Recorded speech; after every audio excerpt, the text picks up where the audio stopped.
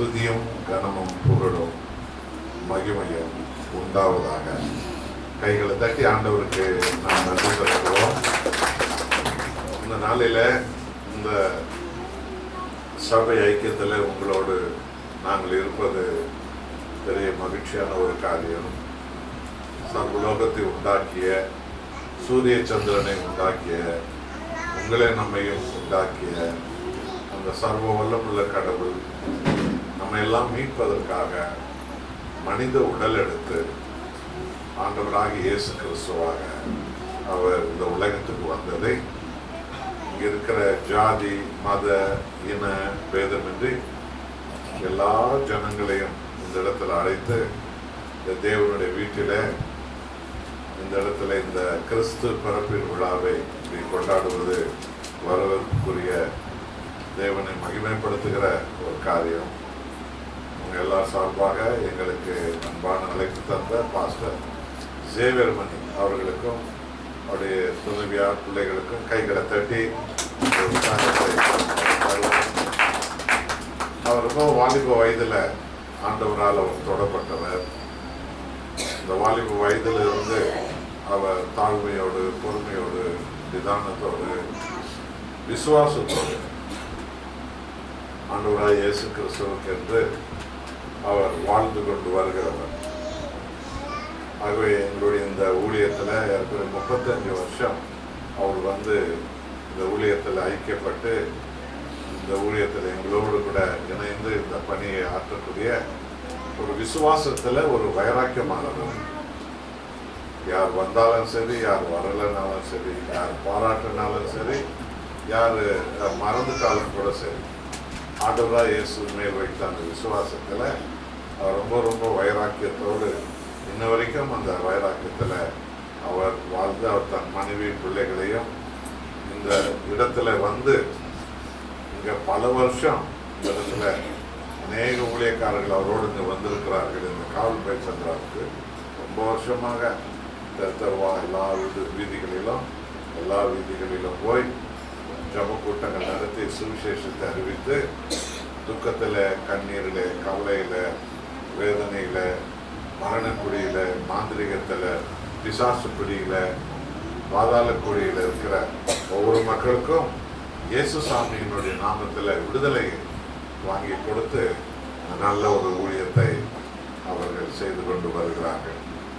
இந்த நாளில் இங்கே வந்திருக்கிற பாஸ்டர் மூர்த்தி அவர்களுக்கும் பாஸ்டர் அமல்ராஜ் அவர்களுக்கு இங்கே இருக்கிற அருமையான தம்பிமார்கள், அருமையான தங்கச்சிமார்கள், இந்த இடத்துல இந்த 2 சகோதரிகளும் அவருக்கு ரொம்ப பெரிய தூள் போல இல்லையா?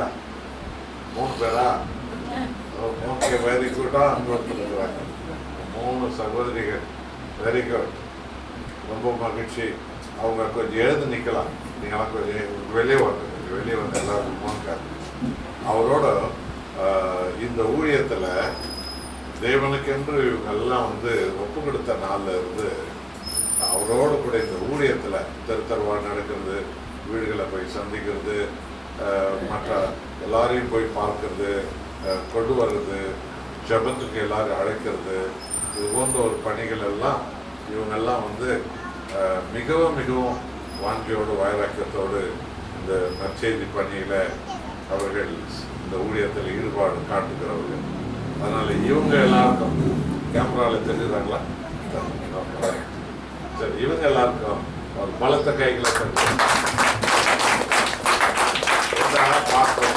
சேவைமணியோட ரொம்ப இந்த விசுவாச பணியில் நிறைய பேர் இருக்கிறாங்க. ஆனாலும் இவங்க வந்து எதுக்கு முன்னால் துணிந்து வந்து நிற்கிறவங்க. என்ன நடந்தாலும் சரி, அவங்க வந்து ஆண்டவருடைய பணிக்காக, தேவ பணிக்காக என்று துணிந்து நின்று செயல்படுகிறவர்கள் இல்லையா? ஏற்ற நேரத்தில் ஆண்டவர் அவருடைய சபையில் இவர்கள் எல்லாரையுமாய் கனப்படுத்துகிறார். ஆகவே அவர்களுக்கு என்னுடைய அன்பு வாழ்த்துக்கள். தொடர்ந்து அந்த பணி நடக்கட்டும். இன்னும் இது போன்ற ஒரு மக்கள் கூட்டத்தை 2025 10 மடங்கு ஆண்டவர் இந்த இடத்த இந்த வீட்டுக்கு அதிகமாக வைராக்கியம் கொள்ளுங்க. தேவனே, உங்களுக்குன்னு எங்களை தெரிந்து கொண்டீங்க. நீங்கள் அனுப்பியிருக்கிற ஊழியக்காரோடு நாங்கள் சேர்ந்து ஆண்டவரே ஆத்துமாக்களை ஆதாயப்படுத்துகிற அபிஷேகத்தால எங்களை நிரப்புங்க ஆண்டவரே என்று சொல்லி நீங்கள் அதிகமாய் ஆத்துமாக்களை ஆதாயப்படுத்துகிற அந்த பணியில அவரோடு இணைந்து இந்த பணிகளை தொடர்ந்து நீங்கள் செய்ய வேண்டும். தேவராட்சியத்தின் ஜனங்களாக ஏராளமான பேரை மாற்ற வேண்டும். இந்த இடத்துல அருமையான பாடல் பாடக்கூடிய சகோதரர்கள், தங்கச்சிமார்கள், தம்பிமார்கள், இசைக்கருவி மீட்கிறவர்கள் என்று சொல்லி எல்லாருக்கும் நம்ம ஒரு கைகளை தரலாம்.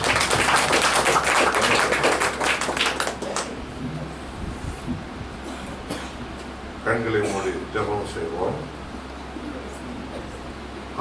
ஹல்லேலூயா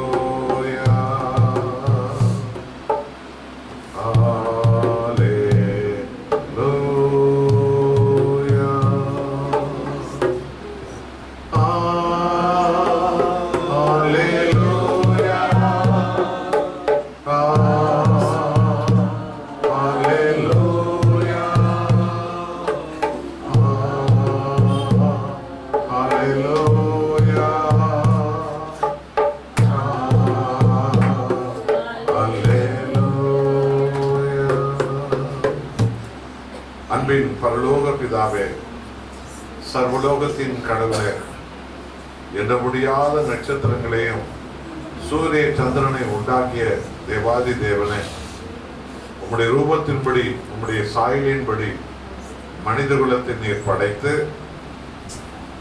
இந்த உலகத்தில் இருக்கிற மனித குலம் முழுவதையும் மீட்பதற்காக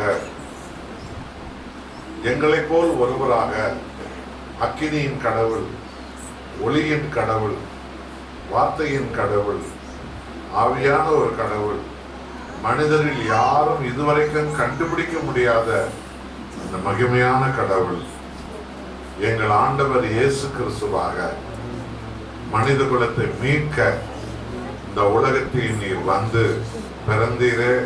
உமக்கு கோடி கோடி நன்றி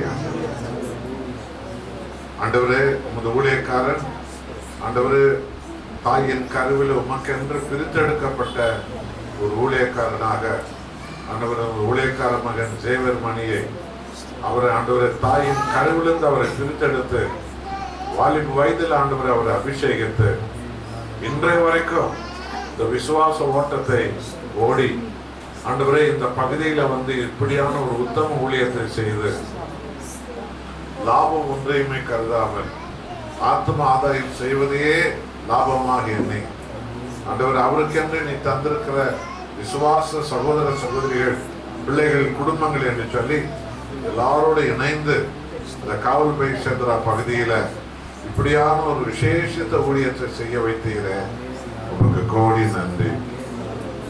இந்த இடத்துல இந்த தங்கச்சி லட்சுமி அவர்களை பிசாசு பிடியிலிருந்து, பாதாள குழியிலிருந்து, சாவின் பிடியிலிருந்து அந்த லட்சுமியின் கண்ணீரை கேட்டு நீங்க எல்லாரும் செய்த ஜெபத்தை கேட்டு லட்சுமியை நீர் உயிர்ப்பித்தீர, சாகாமல் தடுத்தீர, உமக்கு கோடி கோடியை நன்றி. அவர் கொண்டு அவருடைய பிள்ளைகள், அவருடைய குடும்பம், அவருடைய ஜாதி ஜனங்களுக்கெல்லாம் இயேசுசாமி என்னை எப்படி உயிர்ப்பித்தார் என்று சாட்சி சொல்லி அவங்க குடும்பங்களை, ஜாதி ஜனங்கள் எல்லாரையும் ஆண்டவராக இயேசுவே உம்மண்டை கொண்டு வந்து சேர்க்க, இந்த சபை வீட்டுக்கு கொண்டு வந்து சேர்க்க அவர்களுக்கு இந்த நாள் முதல் அப்படிப்பட்டதான ஒரு தொடுதலை பரிசுத்தாவி தருவீராக. இங்க வந்திருக்கிற அத்தனை பேரையும், ஆன்லைன் வழியா இந்த நிகழ்ச்சிகளை பார்க்க போகிற அத்தனை பேரையும் எங்கள் கர்த்தராக இயேசுவின் கரம் தொடுவதாக. என்னை சிலுவை நிழலில் மறைத்துக் கொள்ளுங்க, நான் முழுவதும் மறைந்து போகட்டும். உண்மையே எல்லாருக்கும் அற்புதமாய், அடையாளமாய், ரட்சிப்பாய் நீர் வெளிப்படுத்த வேண்டும். எங்கள் ஆண்டவர் இயேசு கிறிஸ்துவின் பரிசுத்த நாமத்தில் பிதாவே, ஆமென். தங்கச்சி ஏந்து நெல்லுமா, லட்சுமி ஏந்து நெல்லு. அப்போ மரண குழியிலிருந்து இயேசுசாமி விடுதலை கொடுத்தாரு இல்லையா? அப்ப இனிமே இந்த உலகத்துல யாருக்காக உயிரோடு வாழ போறீங்க? ஏசப்பக்காக வாழ. அப்போ அவரை தான் இரவு பகலா நினைக்கணும், அவரை தான் ஆராதிக்கணும், அவருக்கு தான் சாட்சியா இருக்கும். எத்தனையோ ஆயிரம் நம்ம இந்த ஏரியால எல்லாம் வியாதி, சாப்பிட நோய், பல விதமான மரண நோய், தற்கொலை பண்ணி சாவுற நிலைமையில தான் ஜனங்க இருப்பாங்க. அவங்களுக்கெல்லாம் போய் சொல்லணும், நான் இப்படிதான் பாதாள குழியில இருந்தேன், மரண குழியில இருந்தேன், இயேசுசாமி நான் நம்பினேன், என்ன அவர் உயிர்ப்பித்தாரு, அவர் நீ நம்பு அப்படின்னு நீங்க இனிமே தினமும் உணர்த்தும் போதெல்லாம் அதை போய் சொல்லணும். இந்த பைபிள்ல 8ஆம் அதிகாரம், மத்திய 8ஆம் அதிகாரத்துல 13-14 வசனத்தை அதை படிங்க. லட்சுமிக்கு அதுல ஒரு சின்ன செய்தி இருக்குது. அது சொல்லிட்டு நூற்றுக்கு அதிபதியை நோக்கி 14-15 இயேசு பேதுருவின் வீட்டிலே வந்து, நல்லா கேளுங்க, இயேசு பேதுருவின் வீட்டிலே வந்து அவன் மாமி ஜுரமாய் கிடக்கிறதை கண்டார். அவள் மாமி ஜுரமாய் கிடக்கிறதை கண்டார். அவர் அவள் கையை தொட்டவுடனே ஜுரம் அவளை விட்டு நீங்கிற்று. ஜுரம் அவளை விட்டு நீங்கி விட்டது. அவள் எழுந்திருந்து அவர்களுக்கு பணிவிடை செய்தார். இதுவரைக்கும் ஒரு வேலையும் செய்யாம கொரோனா வந்த மாதிரி அந்த காலத்துல இந்த ஜுரத்து வழியா தானே கொரோனா வந்துச்சு. அது போல பேதுரு மாமிக்கு கொரோனா வந்து ஜுரத்துல படுத்த படுக்கையில் இருக்கிறான். இயேசுசாமி அந்த வீட்டுக்கு போய் அவளை தொட்ட உடனே அந்த வியாதி அவளை விட்டு என்ன ஆயிடுச்சு, போயிடுச்சு. உடனே அவன் என்ன பண்ணலாம், எழுந்து இயேசுசாமிக்கும் அங்க அவரோடு கூட அப்போஸ்தலர்களுக்கும் அவன் என்ன பண்ணலாம், பணிவிடை செய்தார், ஊழியம் செய்தார். அப்ப லட்சுமி இயேசுசாமி தொட்டு சாவு பிசாசு தொத்திட்டாரு. இனிமே இந்த பூமியில வாழபடி இயேசுசாமி செஞ்சிருக்கிறாரு. இனிமே யாருக்கு என்ன செய்யணும், இயேசுசாமிக்கு இனிமே ஊழியம் செய்யணும். அதுதான் டெய்லி இயேசுசாமிக்கு நாம செலுத்துற நன்றி காரியங்கள். நம்மையே நாம் தேவனுக்கு கொடுக்கணும். உலகத்தில் இருக்கிற எந்த கோயிலுக்கு போனாலும் நீ என்ன கொண்டு வந்ததுன்னு தான் கேட்பாங்க. புரியுதா? சும்மா போயிட முடியாது. ஒரு தட்டா எடுத்துன்னு போகணும். நீ என்ன கொண்டு வந்த, இல்லை இந்த இதெல்லாம் கொண்டு வா, தட்டில் கொண்டு வா, கூடையில கொண்டு வா, கையில கொண்டு வா, அதை கொண்டு வா, இதை கொண்டு வான்னு சொல்லுவாங்க. ஏன்னா அது உலகம், மனுஷன் உண்டாக்குன மதம். ஆனா உன்னை என்னையும் படைச்ச கடவுள், சர்வலோகத்தை படைச்ச கடவுள் இயேசுசாமி வந்து உங்க யாருக்கிட்டையும் நீ தட்டில் கொண்டாந்து கொடு, கூடையில கொண்டாந்து கொடு, கை நிறைய கொண்டாந்து கொடு அப்படின்னு ஒரு நாளும் உங்ககிட்ட கடவுள் கேட்க மாட்டார். கடவுள் உங்ககிட்ட கேட்கறதெல்லாம் என்ன தெரியுமா, உன்னுடைய இதயத்தை எனக்கு கொடு. அப்ப இயேசுசாமிக்கு நீங்களாம் என்ன கொடுக்கணும், உங்களே கொடுக்கணும். அவ்வளவுதான் அதுக்கு வேணும். அல்லேலூயா சொல்லுங்க. நீ வெளியில எங்க போனாலும் நீ என்ன கொண்டு கொடுவான், வெளியில எங்க போனாலும் அது அவங்க கதை. மனுஷன் உண்டாக்குன மதம் எல்லாம் அப்படிதான் இருக்கும். நீ என்ன கொண்டாடுற, தட்டில் கொண்டு வா, ரொம்ப காசுக்கு தான் கூடையில கொண்டு வா, ரொம்ப காசுக்கு தான் ஒரு 4-5 கூட கொண்டு வா அப்படின்வாங்க. வெளியில ஜனங்க அப்படிதான் எல்லாம் எடுத்துன்னு போயின்னு பாருங்க. தட்டில் கொண்டு போவாங்க, கூடையில கொண்டு போவாங்க, தவளையிலெல்லாம் கொண்டு போயிட்டு போவாங்க. ஏன்னா மனுஷன் உண்டாக்குன மதம். ஆனா சர்வத்தை உண்டாக்குன தேவனுக்கு நாம் என்ன கொடுக்கணும், என்ன கொடுக்கணும், நம்மளே கொடுக்கணும். புரிஞ்சுதா? என்ன கொடுக்கணும், நம்மே கொடுக்கணும். அதனால நீங்க வந்து இயேசுசாமி என்னையே உங்களுக்கு கொடுக்குறேன், புரியுதா, என்னையே உங்களுக்கு கொடுக்குற சாமி, உங்களே எனக்கு கொடுத்தீங்கள, நான் என்னையே உங்களுக்கு கொடுக்குறேன் அப்படின்னு தினமும் உங்களே நீங்க இயேசுசாமிக்கு கொடுப்பாங்க. உங்ககிட்ட இயேசுசாமி பேச ஆரம்பிக்குவார். ஒரு நாள் அந்த சத்தம் கேட்குங்க, உங்க இருதயத்துல இருந்து ஆண்டவர் பேசுவார். அதனால தினமும் தங்கச்சிமார்கள், தம்பிமார்கள் எல்லாரும் கடவுளுக்கு நம்ம உண்டாக்குன இயேசுசாமி என்ற தெய்வத்துக்கு எதை கொடுக்கணும், நம்மே. அல்லேலூயா. நல்ல லூக்கா 2ஆம் அதிகாரத்துல 10-11 வசனத்தில் பரிசுத்த பைபிள் போதிக்கிறது என்னவென்றால், ஆண்டவர் இயேசு பிறந்த அன்றைக்கு இந்த உலகத்துல கடவுள் மனிதனாக அவர் பிறந்த அந்த நாள், அப்போது தேவதூதர்கள் சொன்ன செய்தி இப்போ படிக்கிறாங்க, கேளுங்க. தேவதூதன் அவர்களை நோக்கி, பயப்படாதிருங்கள், எல்லா ஜனத்துக்கும், சொல்லுங்க இந்த வார்த்தையை, எல்லா ஜனத்துக்கும். இது கிறிஸ்தவங்களுக்கு மாத்திரம் இல்ல, கிறிஸ்தவங்களுக்கு மாத்திரம் பைபிள்ல சொல்லவே இல்லை, கடவுள் சொல்லவே இல்லை. யாருக்கு? எல்லா ஜனத்துக்கும் மிகுந்த சந்தோஷத்தை கொடுக்கும் நற்செய்தியை உங்களுக்கு நான் அறிவிக்கிறேன். ஏனென்றால் ஆண்டவராய் இயேசு சாமி 2024 வருஷத்துக்கு முன்னாடி தான் இந்த உலகத்துல பிறந்தவர். அவர் பிறந்த அந்த நாள்ல இருந்து தான் இந்த உலகத்துக்கு வருஷங்கள் கணக்கிடப்பட்டது. அப்ப இயேசு சாமி இந்த உலகத்துல கடவுள் மனுஷனா இந்த உலகத்துல பிறந்து எவ்வளவு வருஷம் ஆயிருக்குது? எவ்வளவு வருஷம் ஆயிருக்குது? 2024 வருஷம். இந்த வருஷம் எந்த வருஷம்? 2024. இது எங்க இருந்து கணக்கு போட்டாங்க? கடவுள் மனுஷனாக இந்த பூமியில பிறந்த நாள் இருந்து கணக்கு போட்டாங்க. அததான் 2024 வருஷம். கைத்தட்டுகள் எல்லாரும். புரியுதா? 2024 வருஷம் ஆச்சு இயேசு சாமி இந்த உலகத்துல வந்து பிறந்தது. ஆகவே இயேசு சாமி பிறந்த அந்த செய்தி என்பது கிறிஸ்தவங்களுக்கு மாத்திரம் சந்தோஷம், மகிழ்ச்சி, சமாதானம் கொடுக்கிற செய்தி கிடையாது. யாருக்கெல்லாம் இது மகிழ்ச்சியான செய்தி? உலகத்தில் இருக்கிற எல்லா ஜனத்துக்கும் இது மகிழ்ச்சியான ஒரு செய்தி. எல்லா ஜனத்துக்கும் இது சந்தோஷத்தை கொடுக்கிற செய்தி. இந்த உலகத்துல யாரெல்லாம் கடவுள் ஒருத்தர் இருக்கிறாரு நம்புறாங்களோ, அந்த கடவுள் நம்பிக்கை கொண்ட எல்லா மதத்தாருக்கும், எல்லா ஜனத்தாருக்கும், எல்லா தேசத்தாருக்கும் ஒரு பெரிய சந்தோஷத்தையும் ஒரு பெரிய மகிழ்ச்சி கொடுக்கிற செய்தி ஆண்டவராகிய இயேசு கிறிஸ்து இந்த உலகில் உங்களுக்காக நமக்காக மீட்பு கொடுக்க அவர் பிறந்த செய்தி. ஆகவே அவர் பிறப்பதற்கு 4000 வருஷங்களாக, எத்தனை வருஷமாக? 4000 வருஷங்களாக கடவுள் மனுஷனாக பிறப்பார், கடவுள் மனுஷனாக பிறப்பார், இயேசு கிறிஸ்துவாக பிறப்பார், இயேசு கிறிஸ்துவாக பிறப்பார் என்று சொல்லி ஆண்டவர் இயேசு பிறப்பதற்கு முன்னால 4000 வருஷங்களாக இந்த உலகம் முழுவதும் எல்லா ஜனத்துக்கும் இந்த செய்தி சொல்லப்பட்டு கொண்டே வந்தது. உலகத்துல எந்தெந்த பாஷையில் இருக்கிறாங்க அந்தந்த பாஷையில இந்த செய்தி சொல்லப்பட்டது. நம்ம இந்தியாவில் 4 மத நூல் இருக்கிறது.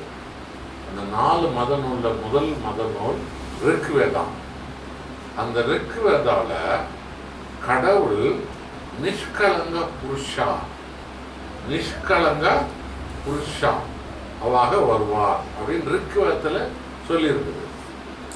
நிஷ்கலங்கா புருஷா அப்படின்னு என்ன அர்த்தம்னா, பாவமே இல்லாத பரிசுத்த மனுஷனாக கடவுள் வருவார்.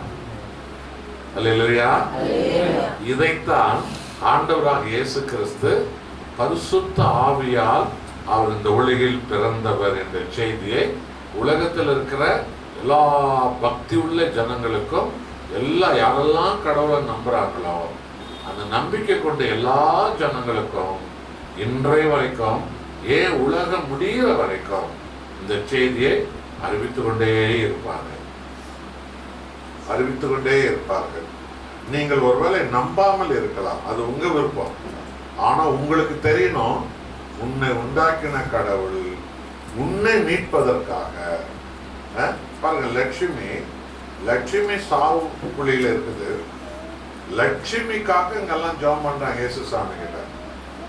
அப்ப இயேசு சாமி எல்லாருடைய ஜெபத்தை கேட்டு, லட்சுமியினுடைய கண்ணீரை கேட்டு, அந்த புத்துநோய், சாகர நிலையில் இருக்கிற புத்துநோயில இருந்து இயேசு சாமி அந்த லட்சுமிக்கு அவர் சுகம் கொடுத்தாரு.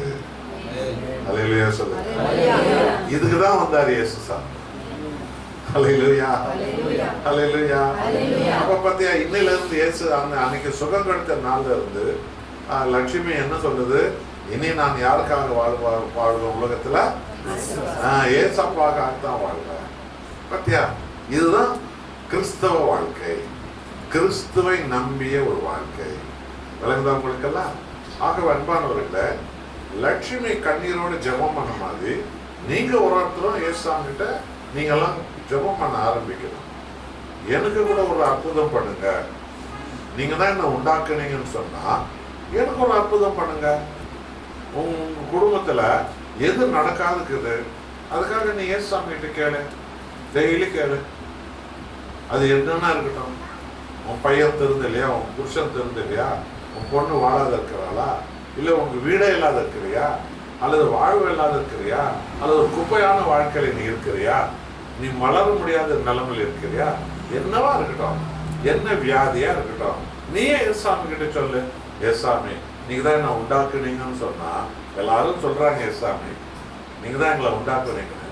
ஆனா நீங்க தான் என்ன உண்டாக்குனீங்கன்றத நான் நம்பணும்னா எனக்கு இந்த அற்புதத்தை நீங்க செய்யுங்க அப்படி நீங்க கேட்கும் போது ஆண்டவராக இயேசு உனக்கு அந்த அற்புதத்தை அவர் செய்வார். லட்சுமிக்கு அற்புதத்தை செய்தத உங்க கண்ணால பார்த்தீங்க, காதால கேட்டீங்க இல்ல? இந்த இயேசுசாமி தான் உன் வாழ்க்கையில முடியாத ஒரு விஷயம் இருக்கு. உன் வாழ்க்கையில உனக்கு உன்னால சாதிக்க முடியாத ஒரு விஷயம் இருக்கும்.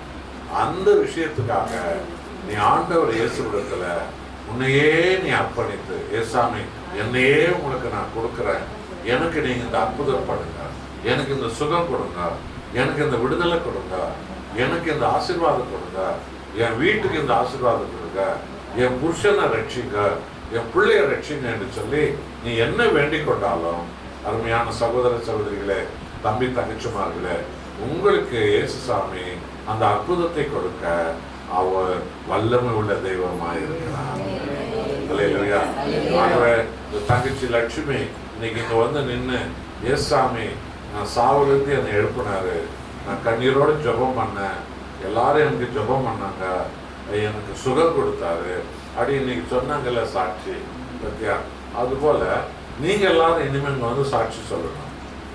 இங்க வந்து நீங்க எல்லாரும் சாட்சி சொல்லுவீங்க, என் வாழ்க்கையில ஏசாமி எனக்கு இந்த அற்புதம் பண்ணாரு, என் புருஷனுக்கு இதை பண்ணாரு, என் பிள்ளைக்கு இதை பண்ணாரு, என் குடும்பத்துக்கு இதை பண்ணாரு, எனக்கு இந்த வியாதியிலேருந்து சுகம் கொடுத்தாரு, என் பாவத்திலேருந்து என்னை விடுதலை பண்ணாரு, என்னை தரித்திரத்திலேருந்து விடுதலை பண்ணாரு, என்னை பிசாசுபிடியிலேருந்து என்னை விடுதலை பண்ணாரு, எனக்கு ஏசாமி இந்த வாழ்க்கையை கொடுத்தாரு, அவருக்கு தான் நான் வாழ போறேன் அப்படின்னு சொல்லி நீங்க எல்லாரும் சாட்சி சொல்ல நாள் ஒன்று வரப்போகிறது. ஆகவே கிறிஸ்து பிறந்த விழா என்பது கிறிஸ்தவர்களுக்கு மாத்திரம் சொந்தம் அல்ல. என்றால் கர்த்தராகிய இயேசு இந்த உலகில பிறந்த போது 2024 வருஷத்துக்கு முன்னால கிறிஸ்தவர்கள் யாரும் இருந்தது கிடையாது. கிறிஸ்தவ சபை என்று எதுவுமே இல்லை, கிறிஸ்தவ ஜனம் யாருமே இல்லை. எல்லாம் லட்சுமி மாதிரி தான் நம்ம எல்லாரும் இருந்தவங்க, நம்ம தாத்தா பாட்டிகள்லாம் அப்படிதான் இருந்தவங்க. ஆனா அந்த கடவுள் இந்த உலகத்துல வந்து அவர் வந்து சத்தோட உயிரோடு எழுப்பினார். அப்ப அவன் யாருக்காக வாழ்வான்? யாருக்காக? ஏசாமிக்காக வாழ்வான். குருட கண்ணை திறந்தாரு, அவன் ஏசாமிக்காக வாழ்வான். பூமியை பேச வச்சாரு, அவன் யாருக்காக வாழ்வான்? ஏசாமிக்காக வாழ்வான். நொண்டியை நடக்க வச்சாரு, அவன் யாருக்காக வாழ்வான்? ஏசாமிக்காக தான் வாழ்வான். பிசாசு பிடியிலிருந்து ஜனங்களை விடுதலை பண்ணாரு, அவங்க இனிமே யாருக்காக வாழ்வாங்க? ஏசாமிக்காக தான் வாழ்வாங்க. சாவுல இருந்து எழுப்பினாரு, செத்து போயிருந்தவங்களே நான் சொல்ற எழுந்து வாங்கினாரு, செத்தவங்கள உயிரோடு எழுந்து வந்துட்டாங்க. அப்ப அவங்க யாருக்காக இனிமே வாழ்வாங்க? ஏசாமிக்காக தான் வாழ்வாங்க. அவங்கள யாருன்னா அடிச்சாலும் சரி, உதைச்சாலும் சரி, அவங்கள குத்துனாலும் சரி, அவங்கள கொலை பண்ணாலும் கூட சரி, அவங்க யாருக்கும் பயப்பட மாட்டாங்க. ஏன்றால் அவங்க வாழ்க்கையில இயேசுசாமி அவர்களுக்கு வாழ்வை கொடுத்துட்டாரு. இதுக்காகத்தான் ஆண்டவர் இயேசு இந்த உலகத்துக்கு வந்தாரு. அல்லேலூயா. ஆகவே அன்பான சகோதர சகோதரிகளே, ஆண்டவராக இயேசு பிறக்கிறதுக்கு 4000 வருஷத்துக்கு முன்னாலேயே கடவுள் மனுஷனாக கிறிஸ்து இயேசுவாக வருவார் என்று சொல்லி உலகமெல்லாம் அறிவிக்கப்பட்டு கொண்டு வந்தது. அதோடு மாத்திரமல்ல, இயேசுசாமி பிறக்கிறதுக்கு 3500 ஆண்டுகளுக்கு முன்பு என்னாகமம் 24ஆம் அதிகாரம் 17வது வசனத்துல, இப்ப நான் படிக்க சொல்ற கேள்வி, அந்த பைபிள்ல அவர் பிறக்கிறதுக்கு 3500 வருஷத்துக்கு முன்னால, எவ்வளவு வருஷத்துக்கு முன்னாடி? 3500 வருஷத்துக்கு முன்னால அவர் கடவுள் மனுஷனா பிறக்க போறாரு. அவர் பிறக்கும் போது உலகத்துக்கே தெரியறது போல வானத்துல ஒரு அடையாளம் நடக்கும் அப்படின்னு சொல்லப்பட்டது. படிக்கிறாங்க, கேளுங்க. அவரை காண்பேன், இப்போதல்ல அவரை தரிசிப்பேன், சமீபமா இல்ல. ஒரு நட்சத்திரம் யாக்கோபிலிருந்து ஒரு நட்சத்திரம் உதிக்கும். ஒரு செங்கோல் இஸ்ரவேலிலிருந்து எழும்பும். ஒரு ராஜா வருகிறார், உலகத்தையே ஆளுகை பண்ணுகிற ராஜா வருகிறார். கைகளை தட்டுகளாத பார்த்தீங்களா? வானத்துல என்ன உதிக்கும்? ஒரு நட்சத்திரம் வரும். வானத்துல ஒரு நட்சத்திரம் இருக்குது, கோடி கோடிய நட்சத்திரம் இருக்குது. ஆனா இயேசுசாமி பிறக்கும் போது ஒரு நட்சத்திரம் வானத்துல வரும்னு சொன்னார். அது ரொம்ப சூரியனோட ரொம்ப பெரிய ஒரு நட்சத்திரம் வானத்துல வந்துச்சுன்னா,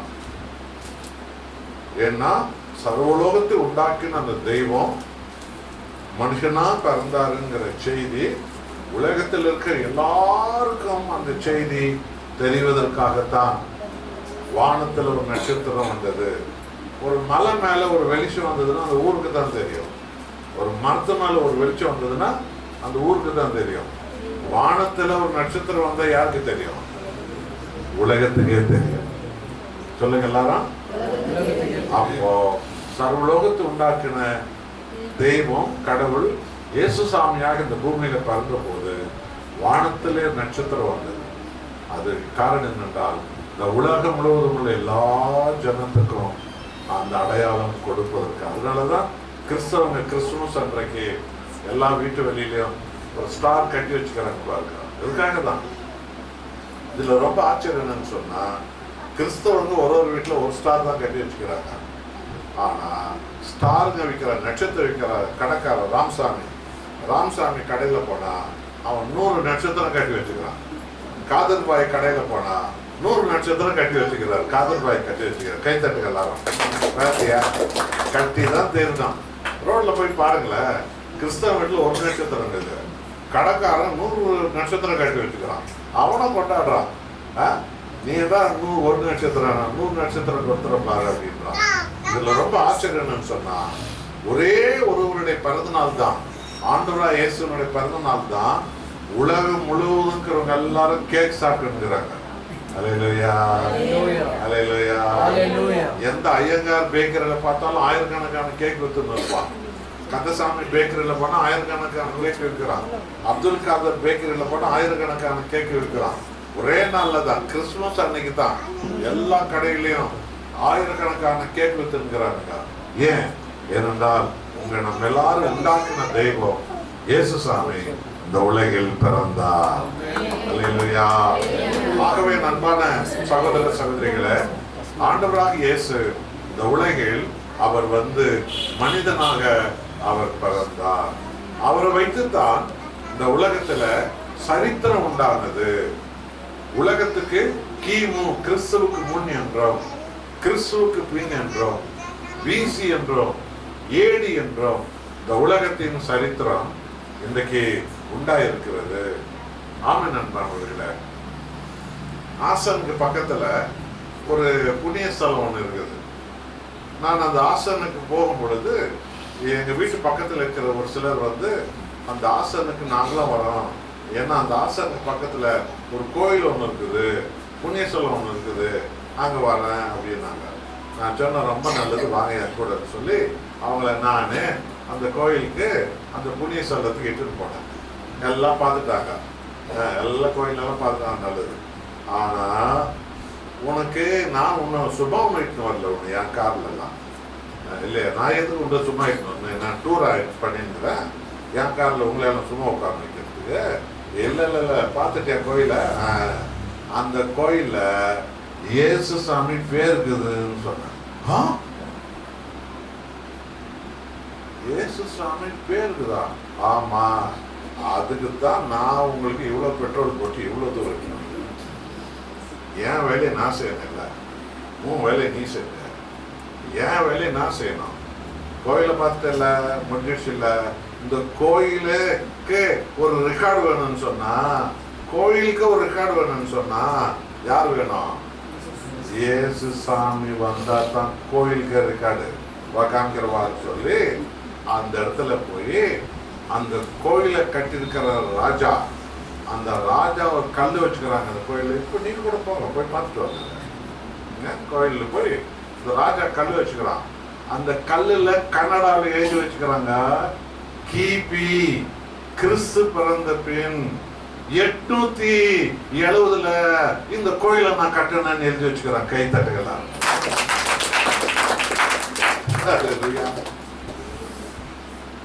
அவங்கள அப்போ உட்கார வச்சு படி, உன் ಭಾಷೆಯಲ್ಲೇ ಪಡಿ, ಕನ್ನಡದಲ್ಲಿ ಓದೋ. ಏನ್ ಬರ್ದಿದ್ದಾನ ರಾಜ ಈ ಕೋಯಿಲನ್ನ ಕಟ್ಟುವಾಗ? ಅವ್ನು ಏನ್ ಬರ್ದಿದ್ದಾನೆ, ಏನ್ ರೆಕಾರ್ಡ್ ಇಟ್ಟಿದ್ದಾನೆ ಇಲ್ಲಿ? என்ன ரெக்கார்டு இருக்குதாங்க? கிறிஸ்து பிறந்த பின் இந்த கோயிலை நான் கட்டணா எழுதி வச்சுக்கிறான். இப்ப சொல்லு, இயேசு கிறிஸ்து உலகத்தில் பிறந்தாருன்னு நான் போதிக்க வேண்டியதில்ல, இந்த கோயிலே போச்சு. கைத்தட்டுகள் எல்லாரும்.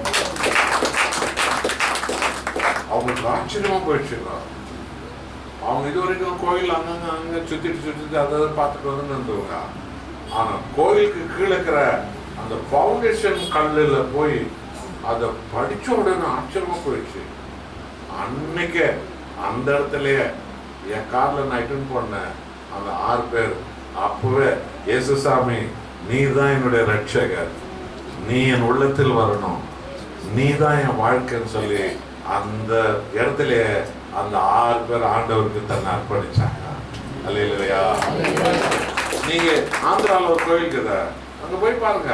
அந்த கோயிலுக்கு என்ன எழுதி வச்சுக்கிறாரு போய் பாருங்க. நான் போய் பார்த்துக்கிறேன், பார்த்ததுனால தான் உங்களுக்கு சொல்லியிருக்கிறேன். அந்த கோயிலுக்கு நான் என் கூட படிச்சவங்களாம் எடுத்து போய்க்கிறேன். என் கூட படிச்சவங்க 15 பேர் ஒரு டூர் போற மாதிரி இருப்பாங்க. அவங்களுக்கு ரொம்ப ஆச்சரியமா போயிடுச்சு. என்னடா அது, இவரு எங்க கூட வராரு? வரவாப்பா, எல்லாம் பார்த்துட்டியா? எல்லாம் பார்த்துருங்க. சரி, உனக்கு முக்கியமானது சொல்றதுக்கு தான் உங்களெல்லாம் ஆந்திராவுக்கு நாய்க்கு வந்திருக்கிறேன். உங்க கூட நான் வந்துக்கிறேன். வா கீழே வா. இந்த கோயிலை எப்போ கட்டினா பாரு. இந்த கோயிலை கட்டின ராஜா ஒரு கல் எடுத்து நட்டு வச்சுக்கிறான். அது பாரு, அந்த கல்லை பாரு. நான் அந்த கல்லுல இயேசு கிறிஸ்து பேர் இருக்குது.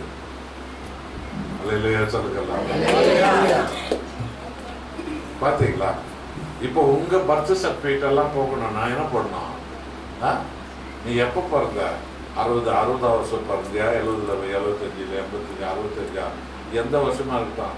80 பிறந்தியா? 90 பிறந்தியா? 90 எப்படி எழுதுவேன்? எப்படி எழுதுவேன்? டேட்டை போட்டு மாசம் போட்டு கடைசியில 1960 எழுதியிருப்பான், இல்லை 70 எழுதியிருப்பான், 80 எழுதியிருப்பான், 90 எழுதியிருப்பான். அந்த 1990 என்னது? அது இயேசு சாமி பூமியில பிறந்து 2024 வருஷம். கைத்தட்டுகளா? ஆகவே அன்பான தேவ ஜனங்களே, நீங்கள் கிறிஸ்தவர்களாகவோ கிறிஸ்துவ அல்லாதவர்களாகவோ நீங்கள் யாராவா இருக்கலாம், அதை பத்தி பிரச்சனை இல்லை. ஆனால் ஆண்டவராய் இயேசு கிறிஸ்து உன்னை தேடி வந்தார், உனக்காக தான் வந்தார், உன்னை விடுவிக்க வந்தார், உனக்கு ஆசீர்வாதம் கொடுக்க வந்தார், உனக்கு வாழ்வு கொடுக்க வந்தார், உனக்கு வாழ்வு கொடுக்க வந்தார். இப்ப உங்க மத்தியில லட்சுமி, அந்த தங்கச்சி சாவுல இருந்தா லட்சுமி, சாவுல இருந்த லட்சுமிக்கு இயேசு சாமி வாழ்வு கொடுத்து உட்காரச்சுக்கிறார். இனி நான் என் உயிருள்ள வரைக்கும் இயேசு சாமிக்காகத்தான் நான் வாழ்வேன்னு சொல்லி லட்சுமி சொல்ற காரணம் என்ன? என்ன பண்ணிட்டாங்க லட்சுமி? யாரும் ஒண்ணும் பண்ணல, வெறும் ஜபம் பண்ணாங்க லட்சுமிக்காக. ஆண்டவருடைய பிள்ளைகள் கண்ணீரோடு ஜபம் பண்ணாங்க. அப்பா, இந்த லட்சுமியை தொடுங்கப்பா, லட்சுமி வாழணும்ப்பா, லட்சுமி அவங்க பிள்ளைக்காக வாழணும், அந்த குடும்பத்துக்காக வாழணும்ப்பா, ஒரு வாழ்க்கை கொடுங்கப்பா, ஜபம் பண்ணாங்க. எல்லாருடைய ஜபத்தை கேட்டு ஏசாமி லட்சுமிக்கு சுகம் கொடுத்தார். இப்படித்தான் உங்க ஒவ்வொருத்தருக்கும் அந்த சுகம் கொடுக்க, அந்த விடுதலை கொடுக்க, அந்த வாழ்வு கொடுக்க, அந்த ஆசீர்வாதத்தை கொடுக்க, உன் குடும்பத்தை உயர்த்த, வாழ்க்கையை உயர்த்த, உன் பிள்ளைகளை வாழ வைக்க இயேசுசாமி இந்த உலகத்துக்கு வந்தார். அல்லேலூயா, அல்லேலூயா. ஆகவே பைபிள் சொல்லுகிறது, யோவான் 10ஆம் அதிகாரம் 10ஆம் வசனத்தின் 2வது பகுதி, நானும் அவைகளுக்கு ஜீவன் கொடுக்க. என்ன கொடுக்க? ஜீவன் கொடுக்க, அதாவது வாழ்வு கொடுக்க. நான் வாழ்வு கொடுக்க, அந்த வாழ்வு பரிபூர்ணப்படுத்த இந்த உலகத்துக்கு வந்தேன்னு சொன்னார். அந்த வாழ்வு தான் லட்சுமி பெற்ற வாழ்வு. சாவிலிருந்து லட்சுமிக்கு ஆண்டவர் வாழ்வு கொடுத்தார். அல்லேலூயா. ஆகவே அன்பானவர்களே, இன்னைக்கு நீ வாழ தெரியாம வாழ்ந்துன்னு இருக்கிற, குப்பை மாதிரி வாழ்ந்துன்னு இருக்கிற, உன் பிள்ளை குட்டியெல்லாம் குப்பை மாதிரி வாழுது, ஒரு குடிகாரனா வாழ்ந்துன்னு இருக்கிற, ஒரு கேடா வாழ்ந்துன்னு இருக்கிற, ஒரு சம்பாதிக்கிறதெல்லாம் குடிச்சு வாழ்ந்துன்னு இருக்கிற, நீ இப்படி வாழ்ந்தா உன் பிள்ளைங்கெல்லாம் நாளைக்கு எப்படி வாழ்வாங்க? அதே குப்பையா அதே கோணையா தான் வாழ்வாங்க இல்லையா? உன்னை ஆண்டவர் முதல்ல அந்த கெட்ட பழக்கத்துல இருந்து, அந்த குடி வெறியில இருந்து, அந்த தாறுமார் வாழ்க்கையில இருந்து உன்னை நம்ம எல்லாரும் விடுவித்து உனக்கு நல்ல ஆசீர்வாதமான ஒரு வாழ்வு கொடுக்க இயேசுசாமி இந்த உலகத்துக்கு வந்தார்.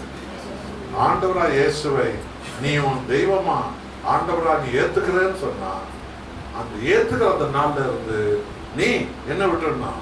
பாவமானதெல்லாம் விட்டுடணும், குடியை விட்டுடணும், கெட்ட நடத்தை விட்டுடணும், இந்த ஊதாரித்தனத்தை விட்டுடணும், துன்மார்க்கமானதை நீ விட்டுடணும். ஏன்னா அதுதான் உன்னை குப்பையில உட்கார வச்சுன்னு. நீ அதை பிடிச்சுக்கின்னு நீ இயேசுசாமி கும்பிடவே முடியாது, கும்பிடவே முடியாது, முடியவே முடியாது. அதனால உனக்கு ஒரு பிரயோஜனமா இல்லை. நீ அந்த அக்கிரமத்தை விட்டு தான் நீ இயேசுசாமி பிடிச்சுக்கணும். நீ இயேசுசாமி நம்புறன்னு சொன்னீங்கன்னா பாவமானதெல்லாம் நீ விட்டுடணும், அநியாயமானதெல்லாம் நீ விட்டுடணும். எப்ப பார் சினிமா பார்த்தா தான் நீ சோறு தின்றது, சீரியல் பார்த்தா தான் சோறு தின்றது. ரொம்ப பேர் எல்லா வீடுகளையும் சீரியல் தான் ஓடின்னு இருக்குது, சினிமா தான் ஓடி இருக்குது. இந்த நிலையில நீ இருந்தா உன் பொண்ணு என்ன பண்ணுவா? நாளைக்கு நீ ஒரு சினிமா பார்த்தா உன் பொண்ணு என்ன பண்ணுவா? 2 சினிமா இல்லை, கொக்கிற பொண்ணுங்களா 4 சினிமா பார்க்க. நீயே சினிமா பார்த்து உட்கார்ந்து உன் பொண்ணும் பக்கத்துல உட்காந்துவா. நீயும் சீரியல் பார்த்து உட்கார்ந்தேன்னா உன் பொண்ணு கூட சீரியல் பார்த்து உட்காந்துவா. உணர்ந்து பாருங்க.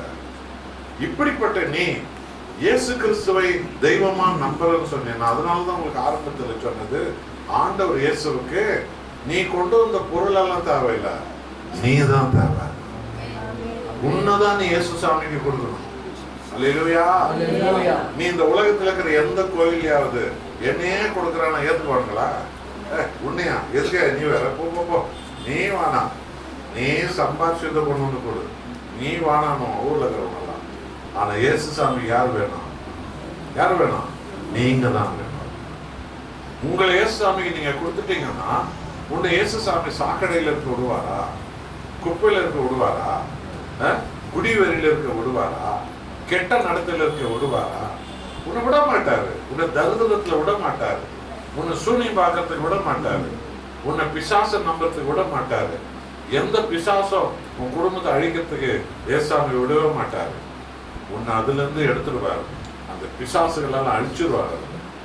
ஆகவே அன்பானவர்களே, தம்பி தங்கச்சிமார்களே, சகோதர சகோதரிகளே, ஆண்டவரா இயேசுவை நீ நம்புகிறாய் என்றால் நீ ஜோசி பார்த்து, நீ சாஸ்திரம் பார்த்து, நீ தாய்த்து வாங்கி கட்டிக்கணும், நீ அதை பார்த்து இதெல்லாம் நீ பண்ணாத.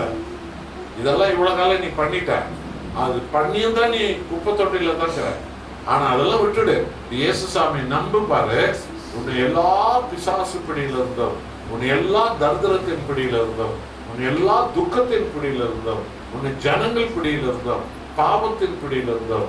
உங்களை நம்மை இயேசுசாமி பூரணமாய் விடுதலை செய்து விடுவார். அல்லேலூயா. அதான் வாழ்வு கொடுக்க வந்தேன்னு சொன்னார். வாழ்வு கொடுக்க வந்தேன்னு அதுக்கு தான் சொன்னார். ஆகவே நீ எப்படி வாழ்ற பார்க்கலாம் இந்த ஊர்ல எல்லாம் சொல்லுவாங்க. ஆனா இயேசுசாமி நம்பிப்பாரு, அவங்க எல்லாரும் மேல பாக்குற அளவுக்கு உன் ஆண்டவர் மேல வச்சு வாழுது. இந்த ஊர்ல நீ எப்படி வீடு கட்டிடுறன்னு சொல்லுவாங்க. இயேசுசாமி நம்பிப்பாரு, அந்த ஊரை ஆச்சரியப்படுற மாதிரி இயேசுசாமி ஒரு வீட்டை கட்டி தருவார். உன் பிள்ளைங்களாம் அந்த ஊர்ல எப்படி போயிடுறாங்க நான் பார்க்கறேன் அப்படின்வாங்க. அப்படிதான் எல்லாரும் சொல்லுவாங்க. இந்த தெருவில் நீ எப்படி போயிடும் உன் பிள்ளைங்களாம் நான் பார்க்கறேன் அப்படின்வாங்க. பார்க்கட்டும், நீ ஏசாமியே தேடு. ஏசாமி இப்படி எங்களை எல்லாரும் சவால் விடுறாங்க, அவங்க மத்தியில் எங்களை வாழ வைங்கப்பா, எங்களை வாழ வைங்க, உங்களால தான் அது முடியும். நீ சொல்லினே தினமா சொல்லு. அதிகாலையில் இருந்து ஏசாமி தேடு, மத்தியானத்துல தேடு, உனக்கு எப்பெல்லாம் வாய்ப்பு கிடைக்குதோ ஏசாமி என்று கூப்பிடு. நீ அவர் பதில் தருவார். எந்த இடத்துல உன் பிள்ளைங்க எப்படி வாழ்றாங்க பார்க்கலான்னு சொன்னாங்களோ அதே இடத்துல தான் இயேசுசாமி உனக்கு வாழ்வு தருவார். ஆகவே அவர் பரிபூர்ண வாழ்வு கொடுக்கிற தெய்வம். அந்த பரிபூர்ண வாழ்வை அவர் தருவார். அல்லேலூயா. ஒரு முறை ஒரு சபையில அந்த இடத்துல புள்ள எல்லாம் ரவுடிக்கு தாங்க இருக்கிறது, எல்லாம் குடிகாரம் தான் இருக்கிறது. அப்படிப்பட்ட இடத்துல ஒரு சபைங்க. அந்த சபை மத்தியில ஒரு போதகர் பாஸ்டர் பிரசங்கம் பண்ணிட்டு இருந்தார். என்னன்னு சொன்னா, ஆண்டவராய் இயேசு கிறிஸ்து ரத்தம் எல்லா பாவங்களையும் கழுவும் அப்படின்னு அவர் அங்க பிரசங்கம் பண்ணிட்டு இருக்கும் போது அந்த இடத்துல வெளியில இருக்கிற ஸ்கூட்டரை திருடுறதுக்கு ஒரு திருடம் வந்துக்கிறான். எது வந்துக்கிறான்? ஸ்கூட்டரை திருடுறதுக்கு.